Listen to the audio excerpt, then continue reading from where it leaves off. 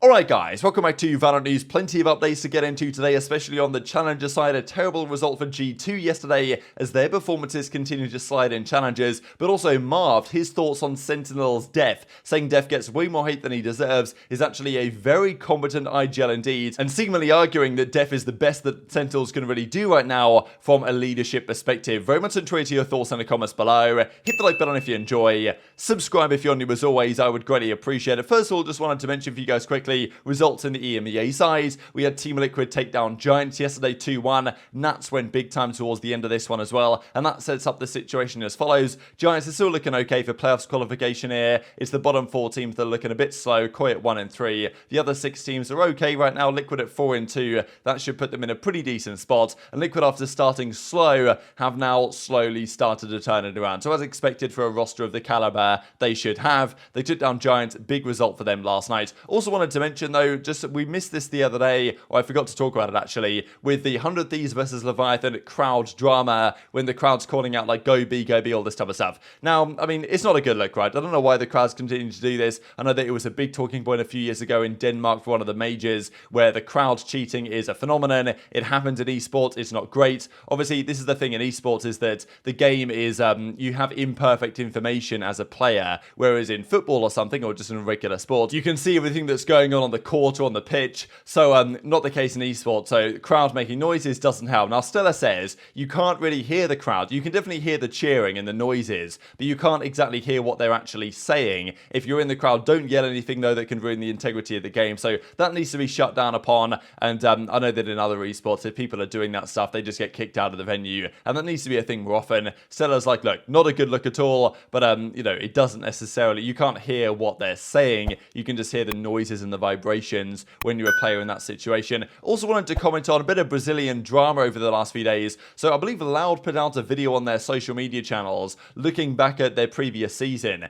and the relationship between Sacy and like Les and Sadak internally was not exactly stellar the whole time. I know that the guys have given a lot of thoughts on this over the last few days, that there was you know, internally they were a bit toxic to each other at times. Sacy wanted the best from those guys, and the way he treated them in certain instances was not ideal. I think he admits that himself, that he was yeah, indeed he was pretty toxic with the team, but he feels like it was at times for the best, and I don't believe anyone on the Loud team really holds a grudge about this. I know that Sadak has made the point that okay, it wasn't perfect last season, there were some frustrating parts about it, but you know, like at the end of the day we all had good intentions, and the split was somewhat amicable but not necessarily. So pretty interesting to see that Loud were, you know, talking and making that a public knowledge, I suppose, of the Sacy versus Sadak and less internal drama. Sacy's now commented on this and effectively says what it says in this tweet, responding to the idea that Loud have a much less toxic environment with their new roster than they had previously. But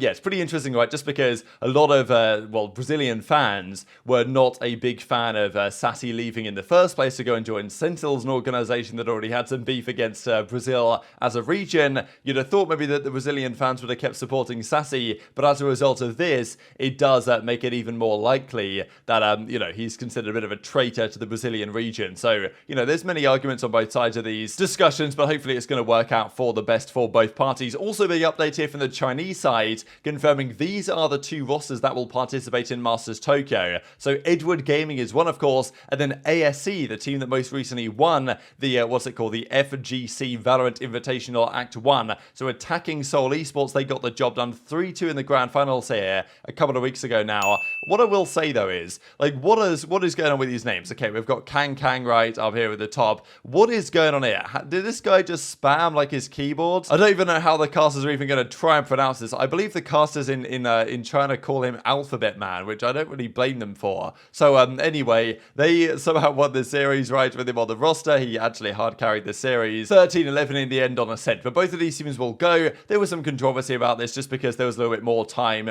going until Masters, so they could have left it a bit longer to make sure that the top 2 teams are the ones that go, because of course FPX as well was the other top team from this region. But no, these are the 2 teams that have well, got the automatic invitation for Masters Tokyo, and well, attacking Seoul Esports and EDG, expecting to see them in a couple of months time. Let's talk about NA Challengers then. 2 big results yesterday. Firstly, Turtle Troop versus Oxygen. Redux, of course, his first game with the team here. 16-year-old just came into the roster, having having turned the correct age to play Challengers just a few days ago, but Turtle Troop get the job done here, and Turtle Troop are honestly looking like the real deal at the moment. A big series result for them, and yeah, Haven was 13-11 for Turtle Troop, then it was Pearl, then it was Ascent on the final map, 13-10 in the end. The other series, though, was Moist Mogul's G2. Now, G2 have still probably qualified. They should be fine. They got enough points in the first time rounds. They did well in split 1. They made the grand finals, right, of the playoffs of that split. So they've got plenty of points on the board.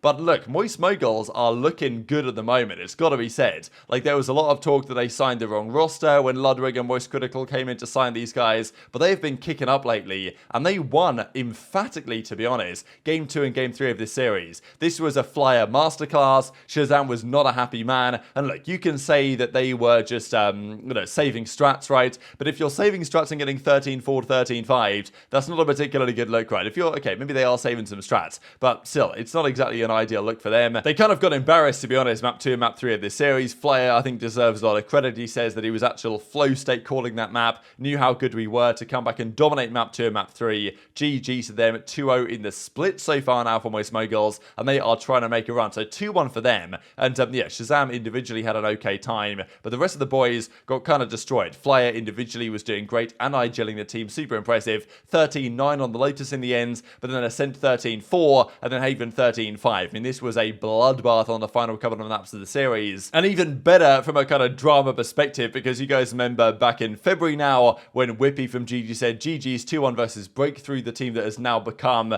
this roster Moist Moguls. Pathetic trash players trying to restart 5v3 when TeamSpeak crashed. You guys probably remember us talking about this. And then Sim says none of the players were trying to restart the round, you clown. 13,000 more hours of Valorant and you'll be getting played for paying the game, he says. So, just roasting Sim, because Sim at that time was not, they weren't signed, but they weren't getting paid by an organization like Moist Moguls. Now they are. And now, of course, Sim got his revenge by taking down Whippy. And even at the time, you guys probably remember this tweet from Ethan where he's looking at, Whippy. And he's like, oh yeah, you had quite a lot of time on CSGO, but you still weren't getting paid for that one. And even then, we fast forward to today, and Sim is then retweeting this, which Moist Esports say, 10,000 more hours in GG by absolute chance. GG. So, yeah, honestly, just fantastic stuff and good result for all things involved from the Moist Esports side. But questions to be raised for G2 as to why they are slumping now in an inopportune moment. Also wanted to mention, though, the Sentinels' thoughts on Dephh. I mentioned this briefly yesterday and finally found a clip about it of Dephh discussing, or of Marved discussing Deph's eye-gelling abilities. Even Sentinels tweet last night, drop Dephh, says the dumbest person you know. And this is the thing if they want to bring TenZ back into the roster. We didn't get any update on TenZ yesterday as we thought that we might.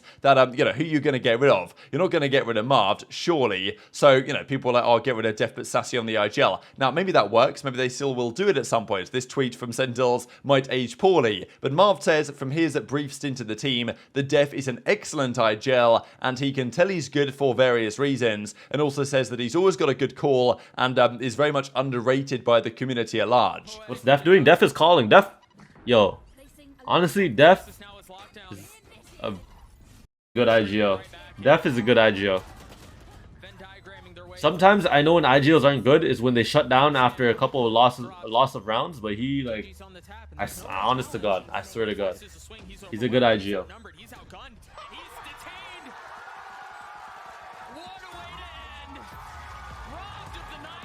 GG! PR response? If it was a PR response, I wouldn't even say anything. You guys don't understand. If it was if it was PR, I wouldn't even say nothing. I wouldn't answer the question. Rune is a thanks to the 5 months. Next is ass. Dephh is fire, bro. Honestly. Is Dephh overrated? No, I think Dephh is very... He's overly hated for no reason. I guess the one benefit is if you're a Furia, you know what you have to shore up. Good IGL. He's a good teammate.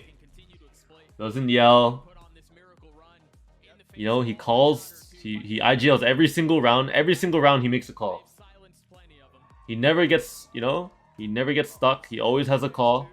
He listens to his teammates.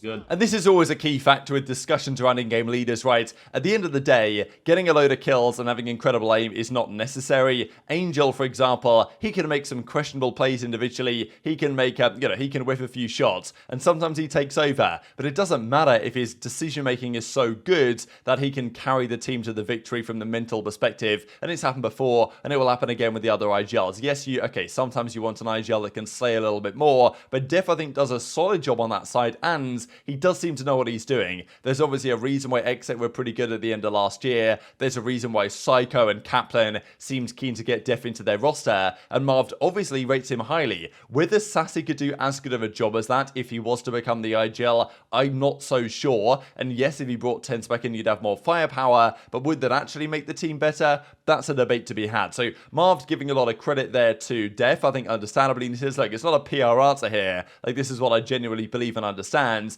And I think there are misconceptions around how valuable IGLs are to rosters, and changing them does, well, cause a big upheaval, which Sentinels probably don't need right now as they try and fight back into top contention. Just to mention though, before we close out the video here, so Group A is currently looking like this in Challengers. Of course, more games coming up tonight. We've got Disguise versus SR played tomorrow, so I'm guessing that means M80 TSM tonight. So that's what's going on in Group A. And then Group B, Moist Moguls already opening up their account at 2-0 so far. That's very promising for them, incredibly impressive round differential as well. Guard, of course, also 1-0, or esports looking good. But yeah, G2 find themselves 0-2 so far. Not a particularly good look. A 2-1 loss in both their series they played, and they've still got to play the Guard, I believe, as well, which is potentially going to be an absolute disaster. But very much enjoyed your thoughts on all this stuff in the comment section below. Hit the like button if you enjoyed. Subscribe if you're new. Take care, and I'll see you next time.